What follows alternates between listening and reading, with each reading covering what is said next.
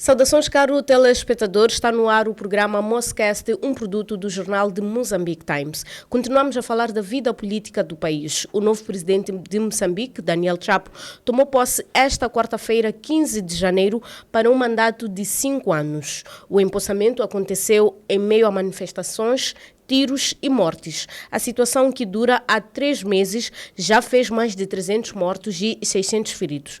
Dos presidentes convidados, entre os da SADC e CPLP, apenas Cyril Ramaphosa, da África do Sul, e Umaru Sissoko Embalo, da Guiné-Bissau, estiveram presentes. Os demais enviaram seus representantes. É sobre a tomada de posse e dos desafios de governação de Daniel Chapo que iremos debater hoje com Fernando Gonçalves, jornalista e analista, e Xavier Nhanal, professor e analista, a quem saúdo e agradeço pela presença. Fernando Gonçalves, começo por si na qualidade de mais velho. Antes de entrarmos para os pontos que iremos analisar em torno do discurso de Daniel Chapo, discurso inaugural, gostaria de saber como avalia o ambiente à volta da tomada de posse, tiros, ausência da população, focos de manifestações em alguns pontos. Nos seus anos de vida, tinha visto algo igual? Bom dia, Slide, bom dia, Dr. Nhanal. Nunca tinha visto. É a primeira vez que eu vejo uma tomada de posse num ambiente tão tenso quanto este, e que vem se espelhando já há mais de 2 meses. E esta tensão reflete um sentimento generalizado ao nível dos moçambicanos, de que eles votaram pela mudança, mas essa mudança lhes foi roubada pelos órgãos de administração eleitoral, depois consagrada pelo Conselho Constitucional, e que, portanto, esta tomada de posse é indevida. E eles, a maioria deles, não se revêem nesta tomada de posse. Mas seja isso como for, a tomada de posse já aconteceu. O presidente já está em funções. Agora é importante questionar o que acontece no dia seguinte. E o dia seguinte é este em que nós gravamos este programa. No meu ponto de vista, não vai ser possível ao senhor Daniel Chapo governar este país sem ele encontrar uma plataforma de diálogo, um diálogo sério, um diálogo honesto e um diálogo produtivo com a principal força da oposição, que se revê na pessoa do Sr. Venâncio Mondlane. O Sr. Venâncio Mondlane sente que ele ganhou as eleições, que ele devia ser o presidente de Moçambique, e tudo o que aconteceu desde o dia 21 de outubro até este momento foi por conta das instruções que foram sendo dadas pelo Venâncio Mondlane. Portanto, a menos que se encontre um acordo de acomodação, e quando digo acomodação não é pegar alguém e acomodá-lo, mas de acomodação das reivindicações que estão a ser colocadas, a menos que se encontre um acordo nesse sentido, vai ser muito, muito difícil governar o Moçambique nos próximos 5 anos. Portanto, um acordo com Venâncio Mondlane é um imperativo de sobrevivência nacional, e eu penso que o próprio senhor Daniel Chapo tem consciência disso, e como disse o Venâncio Mondlane já nas entrevistas que ele deu, há contactos que estão a ser feitos informalmente, através de uma pessoa que não sabemos quem é essa pessoa, que ainda não produziu resultados concretos, mas todas as negociações que reproduzem resultados concretos, começam dessa forma. Começam com contactos informais, depois os contactos vão se consolidando e vai-se chegar a um ponto em que se assina um acordo firme e definitivo sobre o que se pretende fazer. Doutor, eu volto a si, que queria que comentasse um pouco sobre este ambiente em que a tomada de posse aconteceu. Disse muito bem que nunca viveu. Existiria uma outra forma, poderia ter-se buscado uma outra forma de se organizar a tomada de posse que não fosse neste ambiente, ou de facto era inevitável que a tomada de posse acontecesse nos moldes em que aconteceu? Bom, eu pessoalmente penso que a tomada de posse podia ter sido uma cerimônia menos pomposa, digamos assim, dadas as circunstâncias em que nos encontramos. Mas Moçambique é um Estado, né? Tem relações com outros Estados. Penso que houve a necessidade de enviar um sinal de que há legitimidade do governo que está a assumir funções e de todos os outros órgãos, nomeadamente a Assembleia da República, que é perante quem o chefe de Estado toma posse. Portanto, teve que se fazer aquela cerimónia. Houve convites que foram enviados a chefes de Estado. Penso que muitos desses chefes de Estado, por considerarem a situação de divisão em que nós nos encontramos, acharam por bem não estarem presentes, não porque não quisessem estar presentes, mas por uma questão de resguardo, porque há de haver um momento em que provavelmente alguns deles vão ter que ser chamados para intervir. E se tiverem estado na cerimônia, fica um pouco difícil. Era muito mais difícil o presidente da África do Sul não estar presente, porque a África do Sul é este país que está aqui mesmo ao nosso lado, com relações comerciais, políticas e diplomáticas muito intensas, e portanto, não custa nada para o presidente da África do Sul fazer uma viagem de 50 minutos, aterrar em Maputo, depois ficar umas horas em Maputo e regressar para o seu país.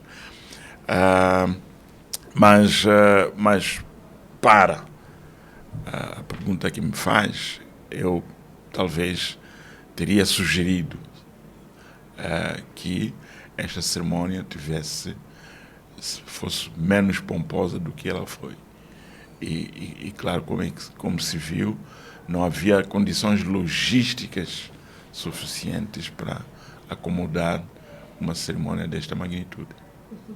E para si, Xavier Nhanala, como é que olha para esta tomada de posse de Tchabo num ambiente também caracterizado por manifestações, depois também, para além das manifestações, um ambiente, posso assim dizer, sangrento, em que mesmo horas antes da tomada de posse houve relatos de baleamentos na Matola, concretamente na zona da Machava-Sossomol. Qual é a leitura que faz deste cenário? Bom, antes de mais, permita-me agradecer pelo convite. É um enorme prazer cá estar e participar deste debate super, hiper, mega interessante, e principalmente quando o tema em alusão é esta questão da investidura, a questão do empossamento.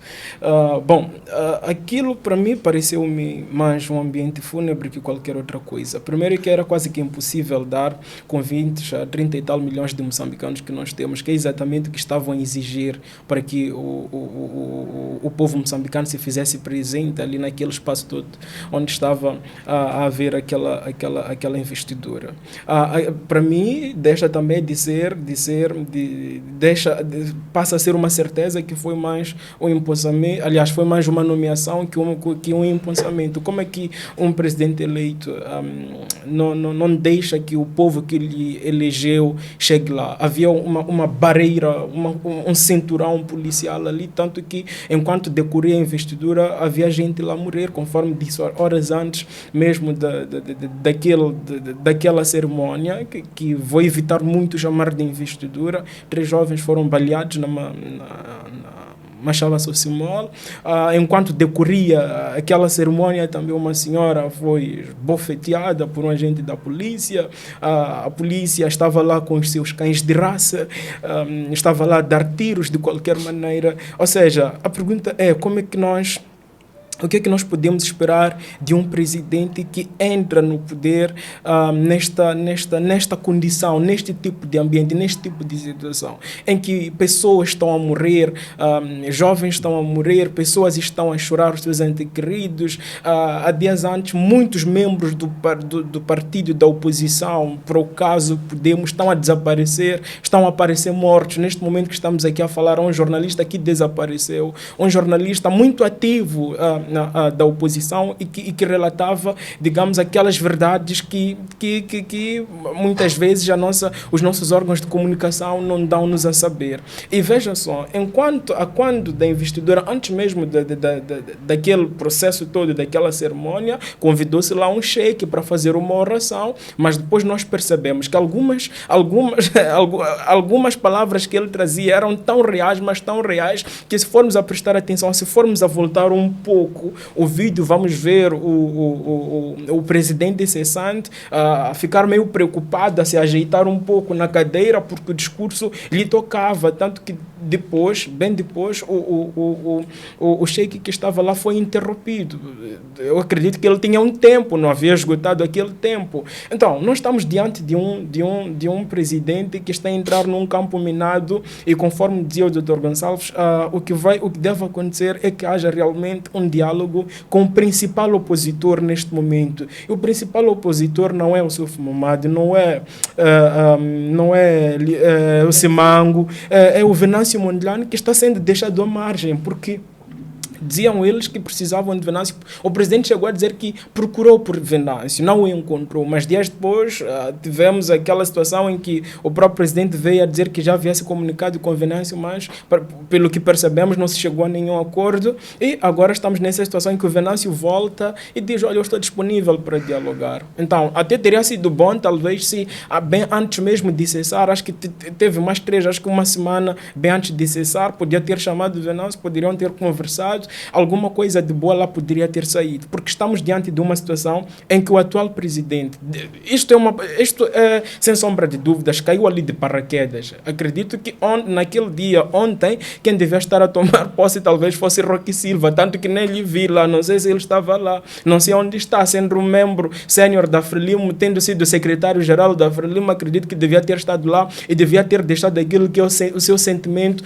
pelo fato de Daniel Chapo estar a tomar posse. Mas, enfim, são outras águas que poderemos discutir ao longo desta conversa. Mas, em suma, está a entrar num campo minado e, se ele não procurar desminar este campo, haverá explosões praticamente todos os dias. Bem depois daquela cerimônia em que ele foi nomeado, não eleito, aparece o Venâncio Mondlane a dizer que amanhã, às 15 horas, vai ditar, né, para os próximos 100 dias medidas da sua governação. Então, estamos a dizer que aqui haverá um choque entre o Daniel Chapo e o Venâncio Mondlane, tanto que bem depois do Conselho Constitucional dizer que o vencedor daquelas eleições era Daniel Chapo, vimos vários testículos que diziam: tudo bem, Daniel Chapo vai governar a quem? E Venâncio Mondlane vai governar onde? Então, esta é a maior pergunta que nós temos. Em nenhum momento eu cheguei, o que devia ter acontecido depois daquela cerimônia toda, o Daniel Chapo devia ter saído, né? Devia ter feito uma passeata ali pela cidade, né? A cumprimentar, a saudar as pessoas que o elegeram. Mas como é possível uma pessoa que foi eleita pelo povo não sai ao público, não vai ter com o povo, não vai saudar ao povo, está numa situação em que há um helicóptero ali em cima? Tudo bem que estavam lá alguns presidentes, tinham que ser ser protegidos, inclusive ele, o fato de estarmos nestas manifestações, mas praticamente todo o país estava parado. Acha que esta cerimônia, a mesma pergunta que fiz ao Dr. Gonçalves, podia ter sido evitada ou podia ter sido organizada em outros moldes? Bom, há uma coisa muito interessante que o Dr. Gonçalves dizia, que poderia ter sido menos pomposa. Sim, poderia ter sido menos pomposa, e estamos numa situação em que os professores não estão a ter os seus salários, não estão a ter o seu 13º na totalidade. Vamos lá, todas as facetas que constituem o nosso país, todas as áreas que constituem o nosso país estão todas descontentes porque não há salários, porque não há material de trabalho. E depois vamos ver Cadillacs lá com o governo, com as altas figuras do Estado, aquele tipo de carro. Se formos a prestar atenção, se formos ir agora investigar no Google quanto é que custa aquele carro, eu acredito que só 2 ou 3 carros daqueles conseguem pagar os salários dos professores que não estão a receber desde o ano passado. Ou seja, são professores que estão a ser devidos, horas extras são professores que estão a ser devidos, o 13º estão a ser devidos, acima de tudo, o salário do ano passado, não vou dizer mês passado, do ano passado. Então, que tipo de governação nós podemos esperar de um presidente que vem de um grupo cujas práticas do último presidente do cessante não foram tão boas? Ele dizia que nós cabemos todos no seu coração. De repente diz que se vocês não cabem na cidade, vão lá viver longe. De repente manda os seus cães de raça, manda os seus assassinos, com vestimenta da farda da polícia para estarem por aí a matar o povo. Então, há aqui uma forte necessidade de realmente o Daniel Chapo se reconciliar com o povo, o seu partido, acima de tudo, se reconciliar com o povo. Numa situação em que as pessoas estavam a morrer, hoje estamos diante de um culto de reconciliação. Não sei reconciliação com o quê? Porque eu acredito que um povo aqui não será. Este povo está muito zangado, não precisamos ser muito inteligentes para fazer esta leitura. Sem contar também, desculpa, só para terminar, do seu discurso. Se formos a prestar atenção no seu discurso, nós vamos perceber que aquele discurso, se formos a voltar um pouco, um outro candidato da oposição falou quase que das mesmas medidas. E se formos a procurar os vídeos da época de campanha de Daniel Chapo, em nenhum momento praticamente falou da metade daquilo que estava lá falado. A maior parte, 95% daquele discurso, é fruto de um plágio, de Venâncio Mondlane, e a coisa torna-se preocupante quando este tipo de ações vem de um ex-professor, uma pessoa formada em direito, que diz certamente a Deus que vai combater o nepotismo, vai combater etc, mas se quisermos voltar um pouquinho à Assembleia da República, vamos lá ver quem são os membros que compõem a Assembleia da República, né? Bem, sobre o discurso de Daniel Chapo ainda vamos discutir. Dr. Gonçalves disse que acha que a ausência de alguns líderes ou estadistas também pode estar relacionado com uma ideia de resguardo de suas figuras ou de imagem também. Mas como é que olha, por exemplo, para a ausência de presidentes da CPLP, da SADC? Estou a falar de órgãos, não de estadistas, mas estadistas que presidem estes órgãos de cooperação, a SADC, a CPLP, a Troika, por exemplo, da SADC, que não estiveram presentes. Eu por acaso eu vi um jornal zimbabuiano ontem mesmo, que dizia que o presidente do Zimbábue, que é o presidente da SADC, o presidente em exercício, não vinha porque estava de férias. Portanto, geralmente ele tira as suas férias em janeiro, como muitos o fazem aqui também, que janeiro é o mês em que as pessoas saem de férias. Mas mesmo, e já aconteceu, mesmo que ele estivesse de férias, uma viagem de algumas horas em Maputo e uma viagem de Harare para Maputo é 1h30. Portanto, não é como o Sissoko Embaló, que tem que viajar para outra costa do continente. Portanto, não seria uma grande ruptura ou uma disrupção no seu programa de descanso. também atendendo ao facto de que ele é presidente da SADC.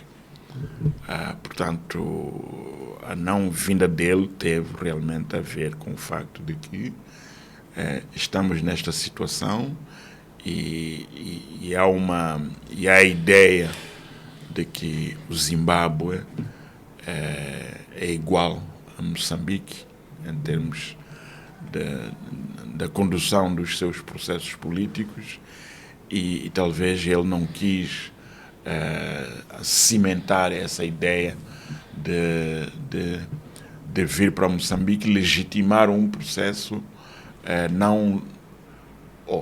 considerado não legítimo, quando ele próprio também passou por uma situação de não legitimidade. Portanto, seria aqui a coligação dos ilegítimos, seria visto nesses termos. Mas o presidente de Angola também não veio, mandou o seu ministro da Casa Civil, o presidente da Namíbia. Parece-me que houve uma questão protocolar. O convite que foi endereçado para a presidente da Namíbia, a nova presidente da Namíbia, tratava por presidente eleita e penso que isso criou alguns problemas diplomáticos e ela, obviamente, não veio e nem se fez representar. E a Namíbia é um país muito importante nas relações com Moçambique.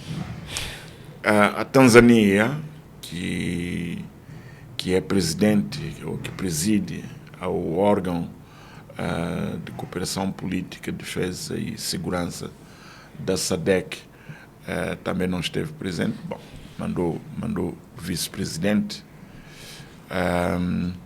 Portanto, e o Botsuana, que tem um novo presidente que teria tido muito gosto de vir para Moçambique, conhecer os moçambicanos e estabelecer os contactos iniciais para a futura cooperação, não veio. O rei de Eswatini não veio. Malawi enviou um vice-presidente. Portanto, há aqui podemos interpretar esta ausência destes presidentes de duas formas. Uma, de não quererem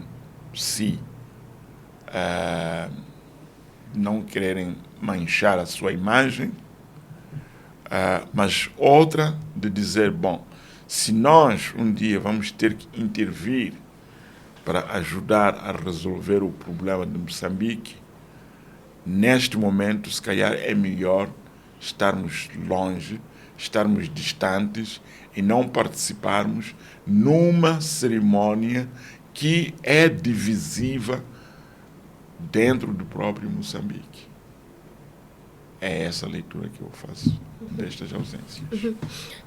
Doutor Nhanala, a participação de Marcelo Rebelo de Sousa, participação não, mas a possível participação, porque havia no início indicações de que poderia estar presente, foi bastante contestada em Portugal. E qual é a mensagem que Portugal, por exemplo, passa para Moçambique ao estar num ambiente de contestação, começando mesmo pelo Parlamento, que já teria solicitado ao governo português para não reconhecer o resultado das eleições de Moçambique. Este ambiente que Portugal vive em relação a Moçambique, poderíamos considerar que estamos diante de um isolamento diplomático? Bom, importa aqui referir que bem antes mesmo de se falar deste assunto da nomeação, desta cerimônia que houve ontem e que eu me escuso a chamar de investidura, um dos países que mais houve manifestações em relação à recusa, à aceitação de Daniel Chapo como presidente eleito foi Portugal. Muitos moçambicanos, muitos membros da sociedade civil estiveram lá a contestar a Daniel Chapo como presidente eleito por Moçambique. Sem contar que este praticamente foi um dos países, foi um dos anos também em que houve mais manifestações de contestação, o que significa que os jovens, as crianças, os meninos, os adolescentes de ontem cresceram e acabam tendo uma visão política, social acima do sério. Isto por quê? Por causa do estilo de vida que os moçambicanos têm. Então, não teria sido bonito, não teria sido perfeito depois destas manifestações que houve em Portugal. Eu acho que foi o país que mais manifestações houve e houve aquela contestação ao nível do parlamento, essas coisas todas. Decidiu, obviamente, isolar-se e mandar o seu representante, acredito eu,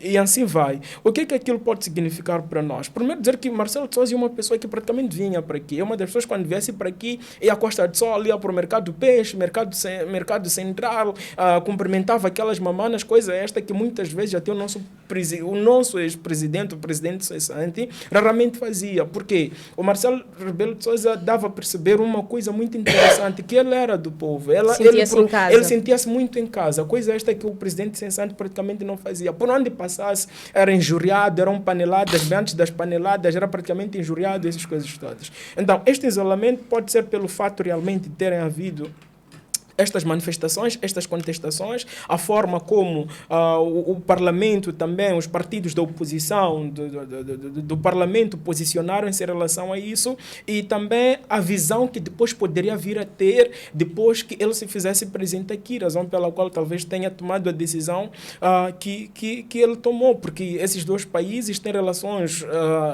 acredito eu, muito boas, né? Muitos moçambicanos em Portugal, muitos portugueses aqui em Moçambique e que tem um impacto muito grande aqui no nosso país. Os moçambicanos que estão lá também têm um impacto muito grande lá. Então, não teria sido bonito, não teria saído bonito na foto, razão pela qual optou mesmo por estar lá, e é exatamente o que o Dr. Gonçalves aqui também estava aqui a dizer.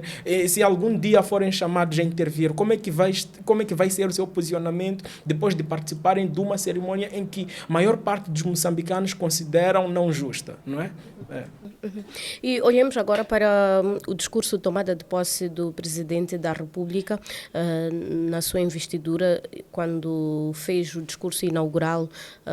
Iniciou com 1 minuto de silêncio pelas vítimas das manifestações e outros eventos trágicos depois das eleições, mas não só, também a questão dos ciclones. Como é que este gesto pode ser interpretado do ponto de vista político e simbólico, sobretudo quando pede 1 minuto de silêncio, principalmente para as vítimas das manifestações?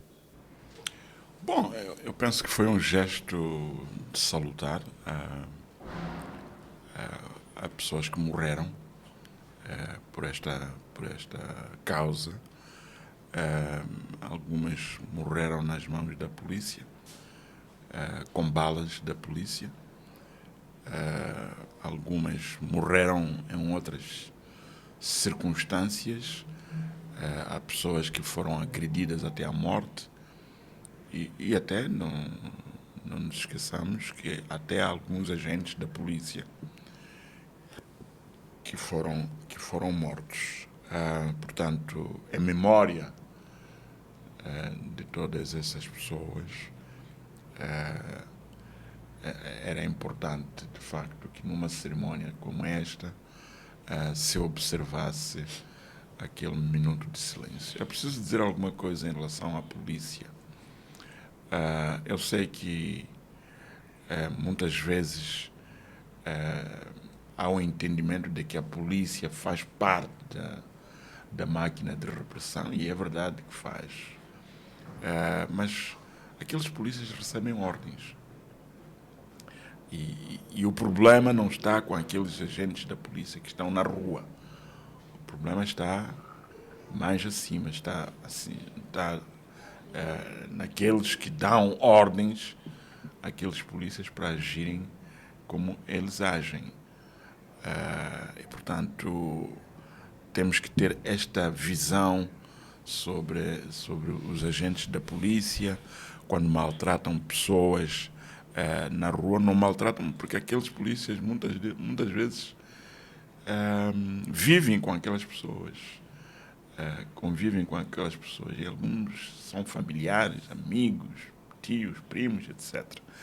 Mas o problema está no topo. É de onde vem o comando para os polícias atuarem da forma como eles atuam. E, portanto, também devemos sentir quando um agente da polícia é apedrejado até a morte. Devemos também sentir que ele também é uma vítima inocente de um sistema que o obriga a agir como ele age. Mas não sei se podemos falar do discurso. Sim. Como tal. Eu acho que foi um discurso muito ousado. Foi um discurso que posso até dizer, de ruptura. É verdade que há estas reservas sobre a originalidade do discurso, que eu não quero entrar nesse debate, porque também considero que não há monopólio da auditoria dos problemas de Moçambique. Os problemas de Moçambique são vistos por todos nós e, portanto, se alguém aparece a escrever sobre esses problemas depois de outra pessoa ter falado sobre os mesmos problemas, não sei se há algum problema, algum mal nisso, mas é uma observação que vale, né? Mas é um discurso ousado, de ruptura, que é de desmarcação completa do status quo. E ainda bem que seja isso. Agora, a minha questão é, ele está lá por indigitação de um partido que tem um determinado comportamento. Não sei se lhe vão deixar fazer muitas das coisas que ele se propõe a fazer. Porque, na verdade, aqui, quem precisa de mudar mesmo é o Partido Frelimo. O Partido Frelimo é que precisa de mudar a maneira como encara esta sociedade, a maneira como ela entende que esta sociedade deve funcionar. É a Frelimo que deve mudar. E se a Frelimo muda, o senhor Daniel Chapo terá amplitude para implementar algumas das ideias que ele tem. Eu penso que ele não vai conseguir implementar todas elas, mas algumas, se ele conseguir implementar algumas das ideias, penso que será muito bem. Há uma questão que ele levantou que é na área da justiça. E eu não concordo, por exemplo, com a criação de um tribunal constitucional. E não concordo constitucional. Não concordo porque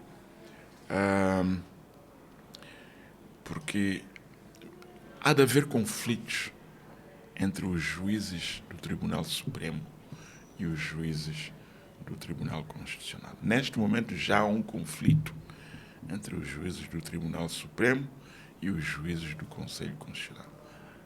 Muito embora esse conflito não se manifeste publicamente, mas existe.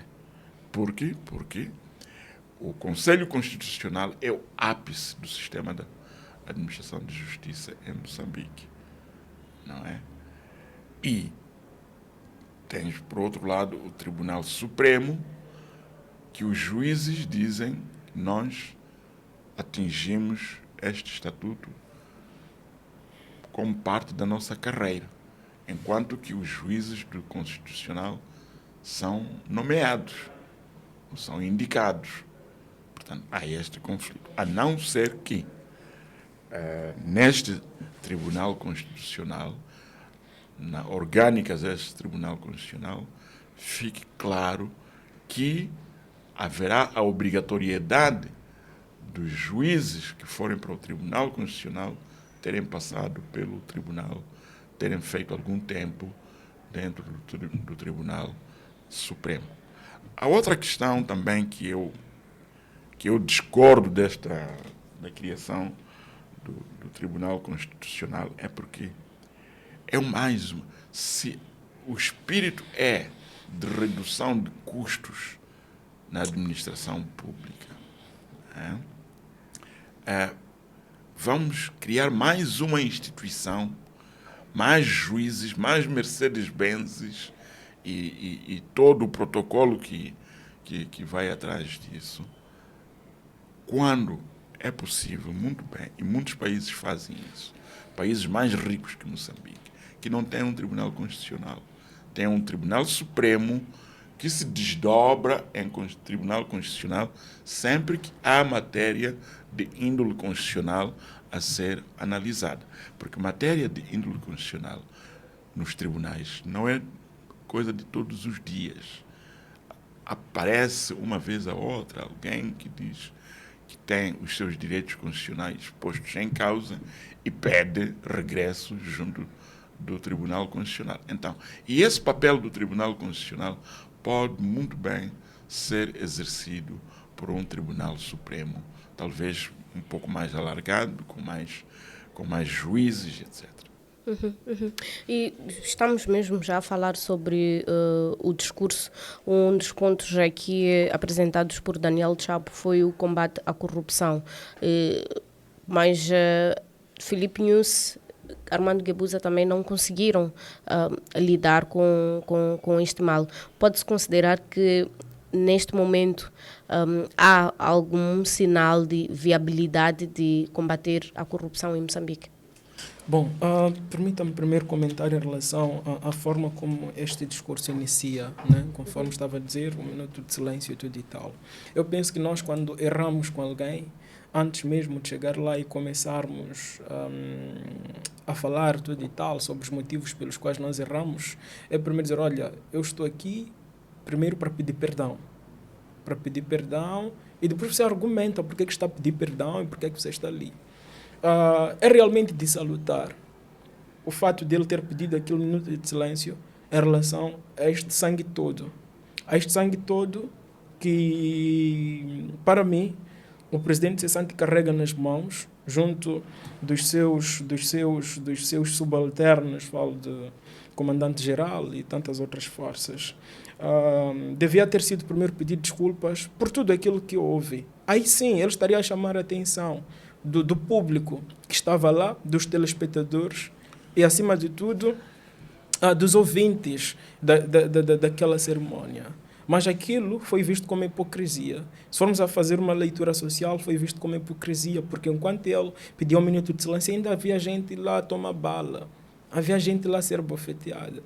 Tanto que o que nós podemos ver é aquela imagem que todos nós tivemos acesso daquele polícia em que dava aquela bofetada àquela senhora e saiu assim. E vejamos que depois disso, depois vamos perceber, o polícia foi investigado tudo e tal, teve que fugir de casa, pelo menos esta informação que nos chega. E um dos pontos que ele carrega a ver com combate à corrupção, primeiro teria que se fazer um trabalho muito interno na própria Frelimo. Porque eu já estive numa situação de estar na fila do notário, à espera da minha vez para ser atendido. Chegar alguém e dizer, olha, eu sou do partido Frelimo, eu tenho prioridade, eu sou quadro da Frelimo. E realmente foi ser recebida. Chegou e logo foi atendido na hora. Mas ele não sabe quem somos nós, né? O que cada um de nós lá faz. Então, como é que nós vamos combater a corrupção com este tipo de gente naquele partido? Como é que nós vamos combater a corrupção se quando, para você ter livre trânsito, você deve ostentar um determinado tipo de cartão? Como é que nós vamos combater a corrupção? Como é que nós vamos combater a corrupção se faz-se de tudo para que o maior número de deputados seja do partido no poder neste momento? Como é possível fazer isto? É impossível fazer isto enquanto não se fazer este trabalho interno no partido dele. A primeira coisa que ele devia fazer, não sei que tipo de manobra, conforme o Armando Emílio Guebuza disse, Daniel Chapo deve fazer milagres. E realmente ele deve operar milagres. É a única forma de combater a corrupção. Porque a corrupção vem de lá de cima. A corrupção vem de lá de cima. Eu estou aqui agora a falar. Obviamente que o que eu estou aqui a falar não agrada a muitos que estão no poder neste momento. Porque aqui neste país não gostam que você diga a verdade. O exemplo claro foi de Sheik que estava lá a orar, depois tiveram que lhe cortar. Porque estava a falar verdades que chegaram a incomodar e foi visível ao olho de todos ao presidente cessante. Né? Então, ele deve fazer um trabalho interno no partido dele, de modo a que a forma de ser e de estar do povo moçambicano seja totalmente diferente. Pagar bons salários, acima de tudo. Porque uma das causas da corrupção e destas manifestações todas, eu vou lhes dizer, o maior problema que nós temos neste país, o que faz com que tantos jovens, todas as faixas etárias estejam fora, é fome. É fome. Como é que você vai combater a corrupção se a pessoa tem problemas para comprar arroz? Em pleno 2021, nós temos problemas de ter arroz e feijão na mesa. Temos esse problema. Né? Mas saímos, vamos trabalhar todos os dias. Sou eu mesmo que você vai dizer que, olha, não receba aquele 50, não receba aquele semeticaz porque nós estamos a lutar contra a corrupção. Eu tendo meus filhos em casa, tendo os meus pais, porque eu sou provedor até dos meus pais. Como é possível? Como é que nós vamos fazer isto? Eu estou aqui a falar de coisas palpáveis, coisas que nós vivemos todos os dias. Há problemas de fome.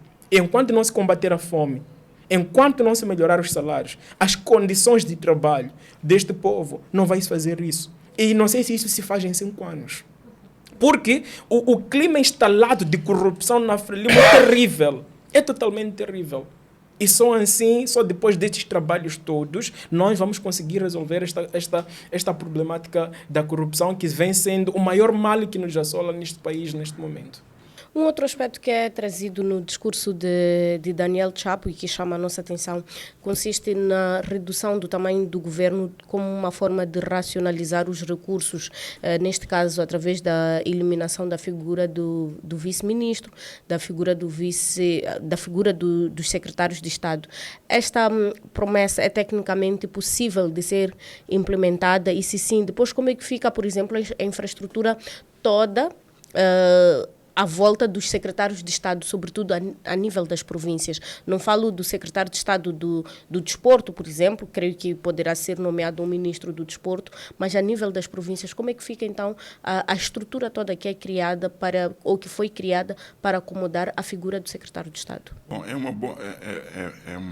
uma propositura muito boa. Reduzir o tamanho do governo, porque há ministérios que podem ser amalgamados, né? Mas a questão dos vice-ministros. Os vice-ministros, de facto, é uma duplicação.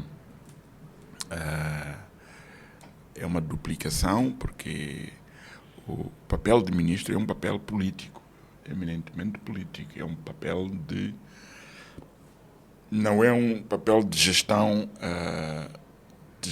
financeira e administrativa de um ministério. É um papel de delineação de políticas públicas sobre um determinado setor, que depois tem vários funcionários públicos, não é, que trabalham dentro do ministério e em áreas tuteladas, que fazem a implementação dessas políticas, sob comando do secretário permanente do Ministério. Aliás, o problema também é que nós desvirtuamos o papel do secretário permanente. Os nossos secretários permanentes não têm nada de permanente, porque cada ministro que chega num determinado ministério quer ter o seu próprio secretário permanente. Mas o conceito de um secretário permanente é que é o chefe da função pública naquele local onde ele está, naquele ministério, tendo em conta que o ministro é uma figura política que pode ser movimentado a qualquer momento.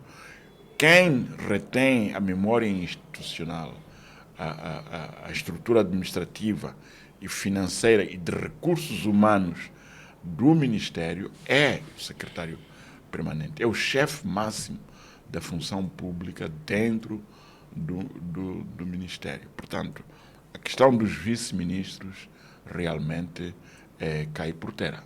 Apesar de eu achar que há ministérios onde será necessário ter vice-ministros.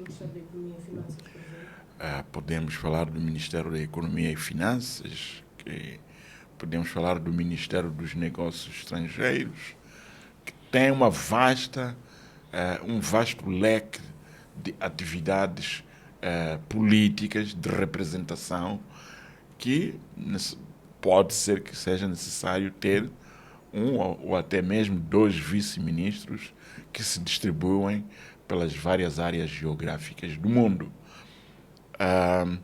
A questão do secretário de Estado ao nível de província é uma questão que tem o seu respaldo na Constituição da República, porque é a Constituição da República que diz que deve haver secretários permanentes.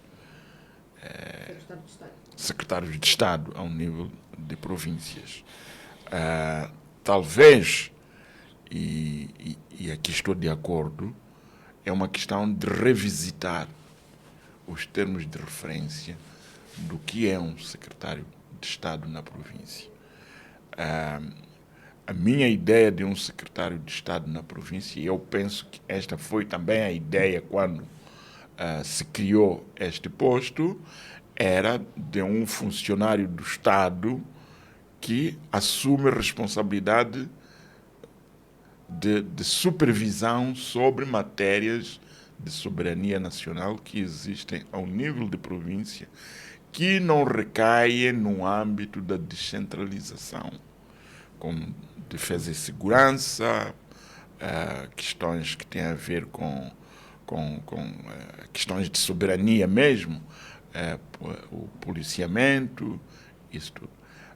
Mas penso que na aplicação, o papel do secretário de Estado na província foi desvirtuado. Ele aparece como uma estrutura paralela ao governador de província. Mas temos um governador de província que foi eleito, não é?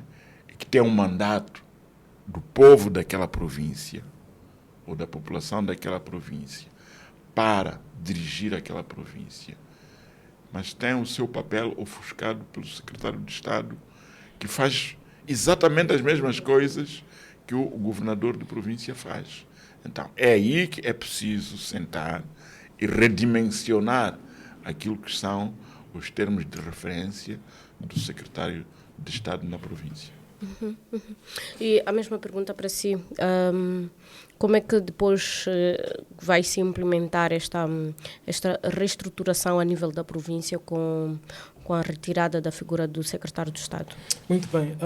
Antes mesmo de responder a esta pergunta, eu gostava de fazer um comentário em relação a uma observação feita pelo Dr. Gonçalves sobre não ver nenhum mal no fato do discurso de Daniel Chapo ter sido quase que o mesmo que de Manifesto de Venâncio Mondlane. Eu penso que nós temos que ser consistentes. Nós, quando temos uma ideia, principalmente para a figura de um presidente da República, temos que ir até ao fim com as nossas ideias. Eu estive muito atento durante a campanha, eu estive a analisar e a estudar muito bem os discursos que Daniel Chapo trazia nas suas campanhas. Foi ele quem disse que as escolas eram da Frelimo, os hospitais eram da Frelimo, essas coisas todas. Foi ele quem disse que ele era temente a Deus, que as coisas seriam diferentes com ele. Foi ele quem disse que ia trabalhar a questão de combater, acima de tudo, o nepotismo. Ele falou muito de nepotismo durante a sua campanha. E de repente estamos a ver um manifesto ou um discurso totalmente, quase que diferente daquilo que ele vinha trazendo. Tratando-se de uma figura de presidente da República, que ele diz que, olha, eu vou ocupar aquele cargo e as minhas ideias como pessoa, como presidente da República são essas, é desenvolver o meu país, é mudar isto, mais aquilo. Deve haver consistência. Não é da noite para o dia você mudar de ideias, né? Qual é o garante que nós temos de que você vai materializar aquelas ideias que você está a trazer? Não é nenhum mal ele ter dito isso, mas qual é a garantia? Um presidente que hoje fala isto, amanhã fala aquilo. Qual é a certeza de que nós vamos ter de que realmente vai combater o nepotismo, vai combater a corrupção, vai mudar, vai retirar as estas figuras todas das quais estamos aqui a falar, secretário de Estado, os vice-ministros, essas coisas todas. Então, começamos a ter dúvidas, nós como sociedade, né, nós como cidadãos moçambicanos, sobre a consistência deste presidente e até onde vai o que ele diz. Porque, na verdade, o que está a acontecer aqui, infelizmente, coitado de Daniel Chapo, ele está a carregar pecados do presidente cessante. Porque o presidente cessante trazia um discurso e, de repente, víamos uma outra coisa. A quando da campanha, eu penso que aquela foi a campanha mais bonita que eu vi do presidente cessante. Foi bonito, as publicidades, as canções, tudo e tal. Mas fomos ver uma coisa totalmente diferente. E este país nunca tinha estado nesta situação em que nós estamos. E a maior pergunta, a única forma fácil de vermos isto é vermos estas faixas etárias todas estão aí fora. Até criança de 12 anos já sabe, né? É capaz de dizer que, olha, Frelimo não está a fazer um bom trabalho. Mas como é que esta criança percebe que Frelimo não está a fazer um bom trabalho? A partir do momento em que o pai diz, olha filho, eu não consigo comprar pão, tu hoje vais ficar sem comer. A única refeição que nós vamos ter hoje é o jantar. E olha bem, é bom que tu restes alguma coisa aí no teu prato, porque amanhã não sabemos se nós vamos comer. É aquilo que eu estava a dizer, estamos a ter problema de comida. Uma coisa tão básica, com tanta terra que nós temos. Então, quanto a esta questão da retirada destas figuras que a Celeste esteve a referir, eu comungo praticamente das mesmas ideias do Dr. Gonçalves, que seja desta maneira, mas deve-se prestar muita atenção. Se vai retirar estas figuras em alusão, é importante que estes investimentos, este dinheiro todo que era investido nestas figuras, seja canalizada em lugares próprios. E eu acredito que uma das primeiras coisas que devia se trabalhar é a questão da saúde e a questão da educação. Porque nós estamos mal nestes aspectos. Estamos mal. Exatamente. No discurso, Chapo também mencionou a valorização de setores estratégicos, como a saúde e a educação. Qual é que seria a estratégia ideal para que estes setores não fiquem apenas no discurso? Como é que deve fazer o governo de Chapo para que não falte gesso nos hospitais, para que não falte comida? E quando falo de faltar comida, não falo de faltar comida para os moçambicanos no seu todo, mas também falo de faltar comida nos hospitais, para que não falte medicamentos, para que não falte livro. Em 2024, o ensino primário foi feito totalmente sem os manuais de distribuição gratuita e para que não falte carteiras nas escolas. Eu vou falar da educação porque é o que me impacta de forma direta. Eu sou professor e uma coisa é falar da educação, porque, bom, você estudou e de repente seguiu uma outra área diferente da educação, de estar a lecionar. Outra coisa é estar no terreno. Quando se está no terreno é terrível o que se vê. A primeira coisa que eu penso que deveria se trabalhar é a questão da formação dos próprios professores. A forma como esses próprios professores acedem às instituições de formação. Estivemos aqui a falar de corrupção. Há professores, né, que estão a ser formados sem que talvez tenham sido por uma orientação vocacional para se estar lá. Ser professor não pode ser uma coisa que, olha, eu vou fazer porque eu preciso de dinheiro, eu preciso de renda para a minha casa. Deve haver uma orientação vocacional. E há gente que está a aceder a estes institutos de formação de professores sem que tenha passado pelo processo normal de admissão, que são os exames, essas coisas todas. Este é o primeiro ponto. Todo aquele que vai trabalhar com as aulas, que vai trabalhar com a educação, deve ser que esteja lá de forma totalmente justa e honesta, né? E investir-se no processo de educação destes formadores que depois estarão lá nas salas de aulas a darem aulas aos nossos filhos. Hoje, por exemplo, se me perguntassem se eu posso levar o meu filho a uma escola pública de boca cheia, com os pulmões totalmente cheios, eu não levo. Eu não levo para uma escola pública. Primeiro, não precisamos ir muito longe. Estivemos durante todo o ano passado a dizer, estamos a pedir livros. Os livros não chegaram. a antiga porta-voz do Ministério da Educação a trazer discursos bonitos, os livros vão chegar, essas coisas todas, tudo e tal. Não chegou nada. E esta última ministra foi a pior de todas. Ela não soube gerir o Ministério da Educação como se devia. Como é possível crianças da primeira classe não terem livros num país como este, mas o dinheiro foi pago? Ainda nem falamos da questão dos erros ortográficos que nós verificamos, né? Nestes livros que estão a levar aos nossos filhos. Né? Então, é importante que o Daniel Chapo, primeiro, tenha pessoas que sabem... Primeiro, a nomeação do próprio Ministro da Educação.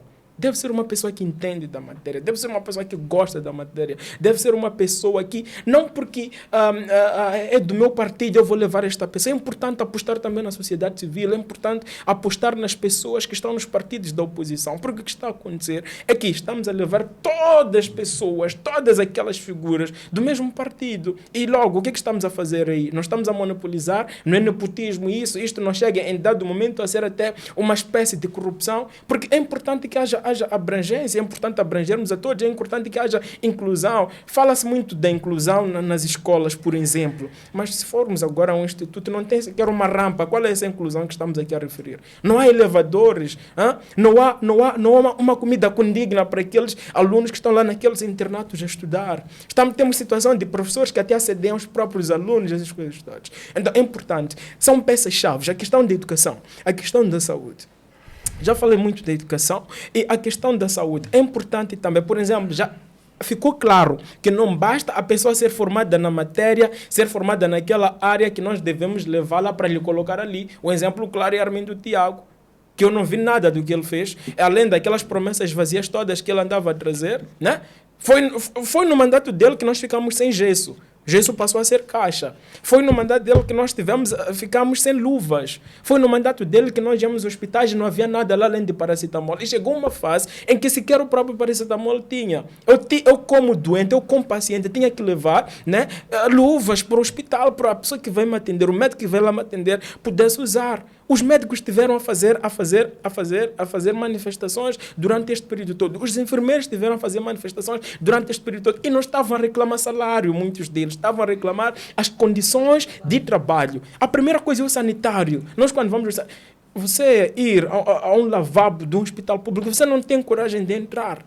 Não tem. Então, era importante também que, eu acho que a privatização dessas instituições ajudaria em algum momento. Privatização, não no sentido de estarem a cobrar dinheiro, essas coisas todas, mas que houvesse um determinado tipo de privatização, porque já ficou claro que tudo que é público, muitas vezes, neste país não presta. Não presta, não serve para nada, é palha. Então, a privatização, em dado momento, também poderia ajudar para que nós não pudéssemos ter estes problemas todos que estamos a ter. Uma coisa muito clara é que estamos a sofrer nos hospitais públicos, mas está a haver mais clínicas. E os mesmos hospitais, os mesmos médicos que nos atendem nesses hospitais públicos, atendem-nos mal, não há material, tudo e tal.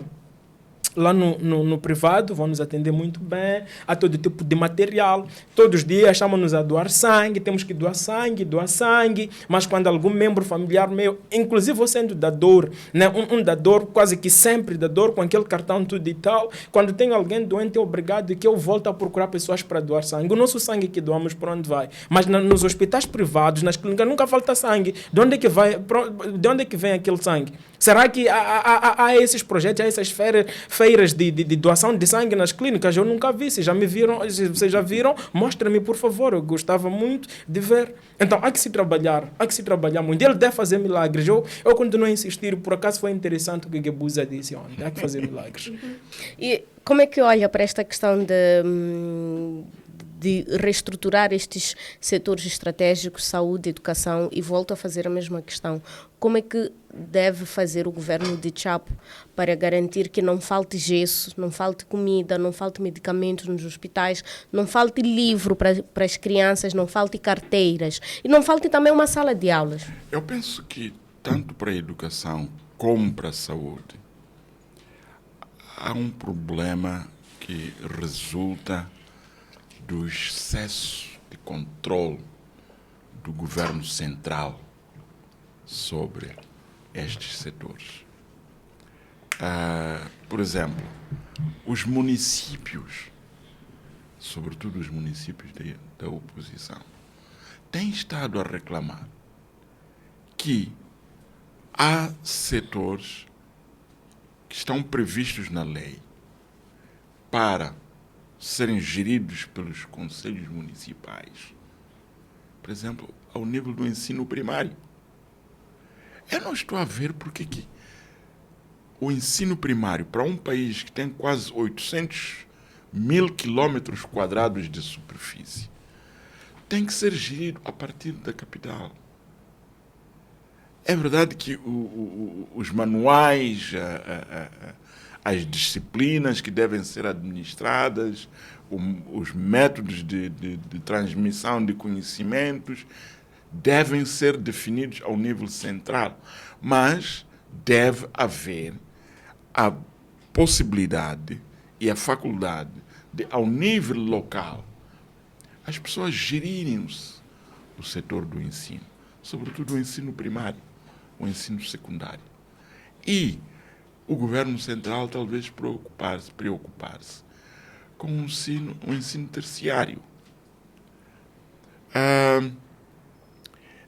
Então, penso que precisamos de levar a política de descentralização até as suas últimas consequências. E vamos deixar de ter problemas em Amapasa ou seja qual for a localidade de Moçambique, que têm que ser resolvidos pelo governo central, têm que ser resolvidos pela ministra ou pelo ministro da Educação, ao nível do poder central. É humanamente impossível gerir a educação nas condições como nós estamos a fazer. Vamos entregar aos governos provinciais, vamos entregar aos municípios, vamos entregar aos governos de distrito para tomarem conta dessas questões pontuais, enquanto o governo central preocupa-se com a delineação de políticas de supervisão. A questão da saúde, o que eu disse em relação à educação, aplica-se também à saúde. A gestão dos pequenos postos de saúde, dos pequenos centros de saúde, pode ser entregue à gestão municipal. E, sobre a saúde, vou acrescentar uma questão que tem a ver com nós precisamos de discutir, como sociedade, como país, precisamos discutir os vários modelos que há de financiamento do setor da saúde. Porque não podemos continuar com esta ilusão de que o setor da saúde irá ser financiado somente através do orçamento do Estado. Não é suficiente. E nós sabemos que o déficit que o setor da saúde enfrenta, é suprido pelas doações de outros países. Então, por que nós não vamos encontrar uma forma originária, uma forma orgânica de financiamento do setor da saúde? Há muitos moçambicanos que gastam muito dinheiro em necessidades de saúde em Portugal, na África do Sul, na Índia, no Brasil, em Cuba e em outros países por aí. Por que não criamos um sistema em que essas pessoas contribuem regularmente para o sistema de saúde? Estou a falar de um sistema de seguro de saúde. Contribuem regularmente e vamos utilizar esse dinheiro para financiar, juntar com o dinheiro do orçamento do Estado e financiar o setor de saúde. Só um pequeno exemplo. Se você disser que cada um moçambicano contribui com 200 meticais por mês e você multiplicar isso por 1 milhão de moçambicanos, e estou a fazer contas estimativas por baixo, faz lá as contas. Quanto é que é? 200 meticais vezes 1 milhão, estamos a falar de 200 milhões de meticais por mês a serem contribuídos por moçambicanos para o setor da saúde. Porque você não tem necessidade de saúde todos os dias. Mas naquele dia em que você tem essas necessidades, você vai beneficiar de um atendimento, de um tratamento que vai ser gratuito. Ou pode não ser gratuito, mas que você vai pagar menos do que aquilo que hoje estamos a gastar. Hoje, uma pequena cirurgia que você precisa, tem que ir à África do Sul para ir gastar 20 mil rands. Você podia gastar esse dinheiro no seu país para contribuir mensalmente para um sistema de saúde que lhe vai valer no dia em que você precisar dessa cirurgia. Então, é uma questão de nós discutirmos estas coisas e não pensarmos que esses problemas todos que nós temos vão ser resolvidos com a ajuda dos parceiros internacionais. E é esta cultura que se implantou. O Ministério da Saúde só gere ajuda internacional, não gere problemas de políticas nacionais de saúde. Pagar os médicos o que se paga é uma vergonha para um país. Pagar os enfermeiros,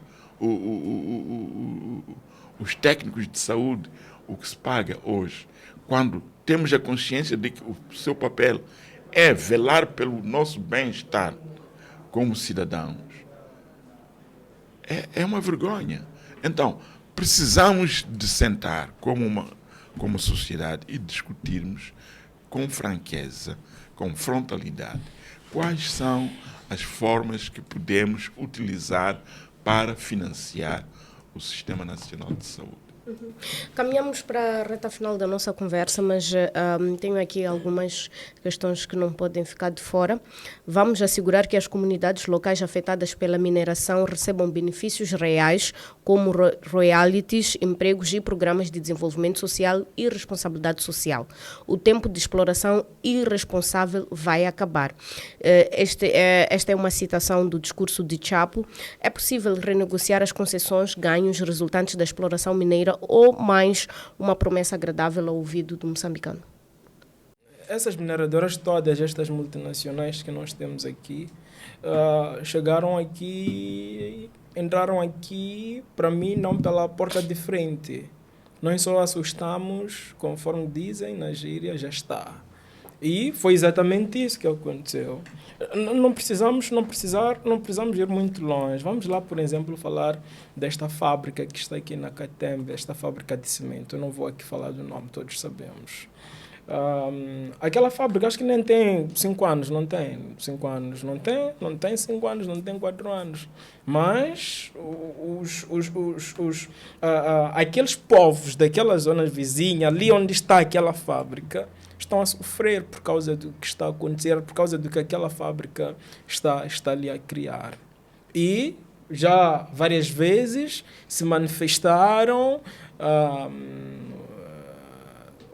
tiveram lá algumas figuras que ocupam cargos, que zelam por estas áreas.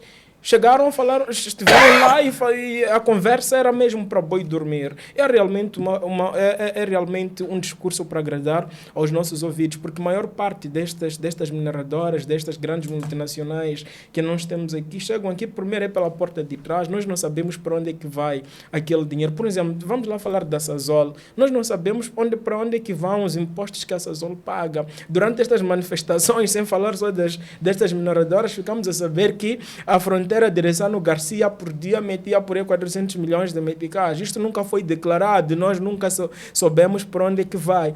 E é aí onde nós começamos a perceber que não estão a organizar a Estrada Nacional número 1, porque sabem que a partir do momento em que se organizar esta estrada, os moqueiristas vão parar de usar a estrada, vão parar de usar a fronteira de Ressano Garcia, passarão a ir a Choque, passarão a ir a Chimoio, Lixinga e tantas outras províncias que produzem feijão, que produzem arroz, que produzem tomate. Então, tudo aqui acaba tendo um olho gordo de como roubar o povo. Então, sobre esta pergunta que acabas de me fazer, sinceramente, eu não vou aqui, para mim, sinceramente, vão me perdoar, roubar o meu tempo, roubar este espaço de antena que nós temos a trazer ideias que eu acredito que em nenhum momento vão funcionar, porque eu estou muito sentido com o meu tempo de vida. Este tempo todo, a forma como eu estudei, a forma que eu continuo estudando, a forma como este povo moçambicano está a viver, né, por causa de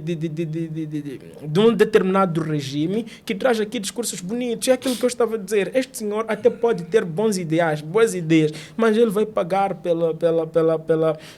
pelos pecados do presidente cessante, que falou muita coisa bonita, mas no fundo fomos perceber que era mesmo conversa para boi dormir. Então, era importante sim que realmente se trabalhasse, que estas famílias fossem reassentadas, porque mesmo o processo de reassentamento praticamente não acontece. Vão reassentar umas 3 famílias e de repente o projeto para e o dinheiro desaparece. Para onde é que vai o dinheiro? Quando vamos àquela zona de Moatize, aquela mineradora que está lá, essas coisas todas, instâncias turísticas estão a ficar sem receber hóspedes por causa de poeira.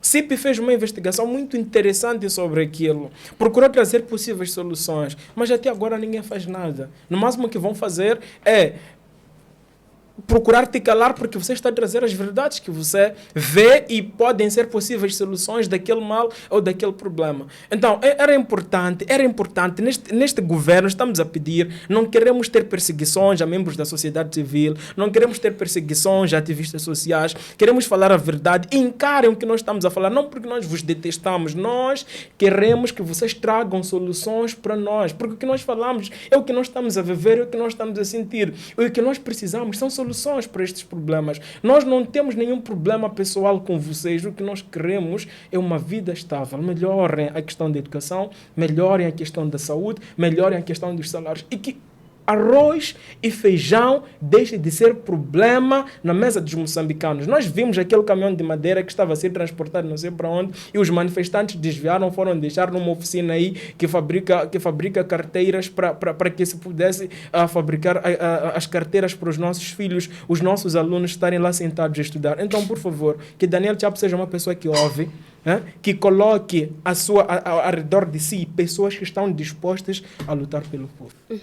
Doutor, queria que comentasse também sobre esta promessa ligada às multinacionais e os contratos com estas empresas em 1 minuto. Bom, a questão das multinacionais e dos projetos de exploração de recursos naturais é um misto de incompetência, de incapacidade e também, em alguns casos mesmo, de corrupção.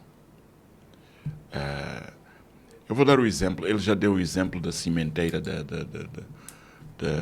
Matutuíne, da Bela Vista. Sim. Eu vou dar o exemplo de Moatize. O carvão em Moatize foi descoberto há muitos anos, antes de Moçambique se tornar independente. E as primeiras explorações que foram feitas do carvão de Moatize foram feitas em minas subterrâneas.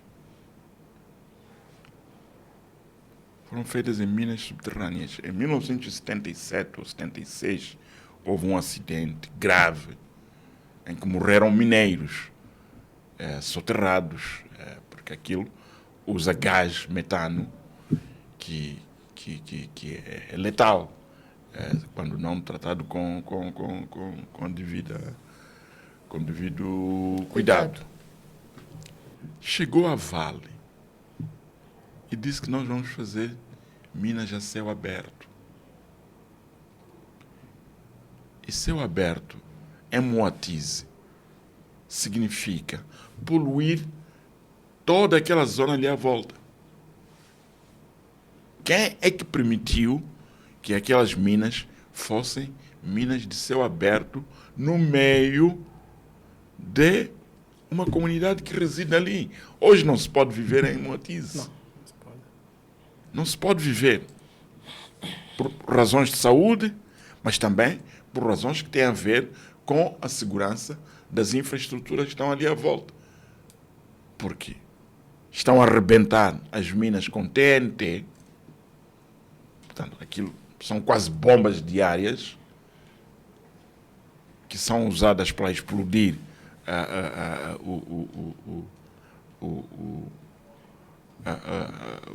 o minério de carvão, não é? E está a provocar danos nas casas das pessoas. Para além dos problemas de saúde que aquelas pessoas enfrentam como resultado direto da mineração a céu aberto. Portanto, são estas questões que vamos ter que voltar a discutir.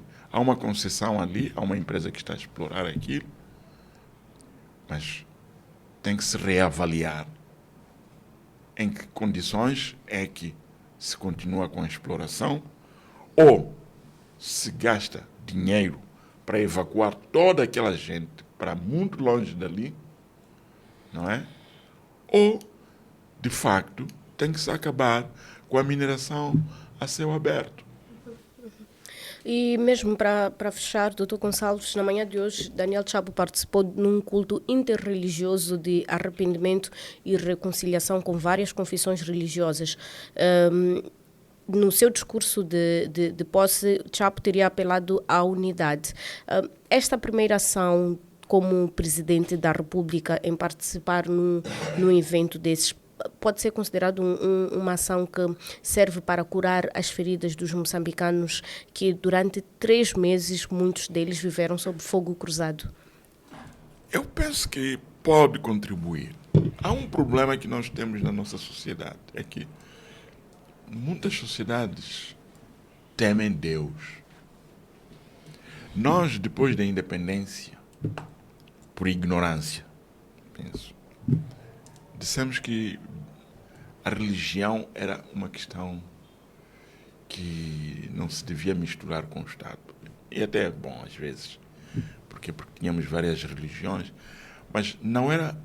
A nossa laicidade do Estado não era por uma questão de distanciar o Estado da Igreja, mas era a ideologia comunista que era aversa à religião. Então, eu penso que devemos, talvez, voltar para trás e tentar reconquistar alguns valores. Temer a Deus é um valor muito importante. Muitos países que eu conheço, antes do início de uma reunião importante, reza-se. E aquele rezar, as pessoas podem dizer que Deus não existe, mas aquele rezar é um ritual de pedir a alguém que nós nunca vimos nas nossas vidas, que nos ajude para que o que estamos aqui a tentar fazer seja bem feito. E penso que nós temos que tentar voltar para esses valores. Eu vejo muitas pessoas, apesar de se dizer tudo o que se diz em relação à religião, mas todos os domingos as igrejas estão cheias das mesmas pessoas que dizem que a religião não tem o seu valor. É preciso darmos o lugar que a religião merece, o papel moralizador que a religião tem, o papel de gestão moral das pessoas. E talvez os problemas que nós temos, a falta de respeito pela vida humana que nós temos, a falta de respeito pela privacidade das pessoas que nós temos, tem também a ver com esta ausência de respeito pela religião. E talvez esta cerimónia religiosa ajude a resolver-as.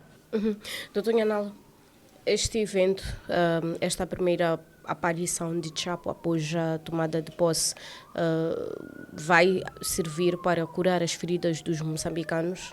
Este culto que houve hoje não seja apenas como uma estratégia pelo fato de Daniel Chapo, junto do seu partido, que é realmente uma máquina a grandes intelectuais. O mal é que usam esta intelectualidade para oprimir o povo como uma estratégia de procurar tapar a vista, os olhos dos moçambicanos. Este culto de hoje vai impactar, vai ser um pedido de perdão, vai servir de reconciliação a partir do momento em que o estilo de vida do povo moçambicano for diferente do que estamos a viver até este exato momento que estamos aqui nestes estúdios. Só desta maneira.